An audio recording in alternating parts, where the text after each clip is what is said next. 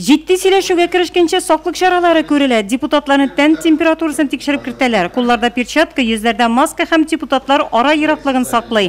Конференциядә күтәрелгән беренче көн тәртибе Нурлы җирле бүлекчәсенең алдагы чорга бурычлары турында.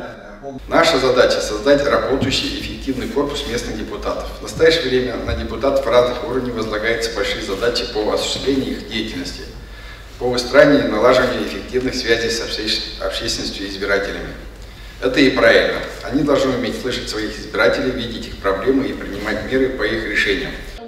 Быелның 13 сентябрендә районның җирле үзидарә вәкаләтле органнарына депутатлар сайлау үткәрелә. Әлеге уңайдан биредә депутатлыкка кандидатлар исемлеге тәкъдим ителде. Аларның саны 160-тан артык. Шунда ук депутатлар кандидатуралар өчен яшерен тавыш бирде. Биредә дә саклык чаралары исәпкә алынды. Һәркемгә аерым ручка һәм тавыш бирү урыннарда ук башкарылды.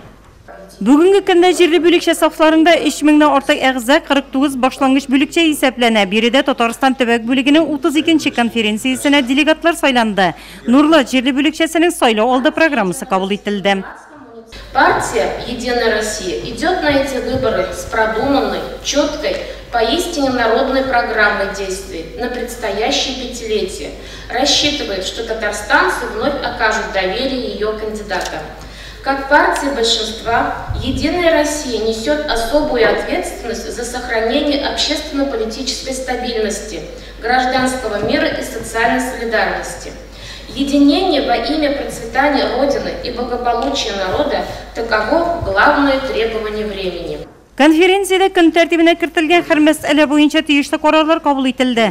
Соңыннан Татарстан Республикасы Дәүләт Советы депутаты Шамил Яһүдинга ТАССРның 100 еллыгы истәлек билгесе тапшырылды. Җирле бүлекчәнең иң актив әгъзаларына мактау кәгазьләре һәм партия сафларына яңа керүчеләргә таныклыклар бирелде.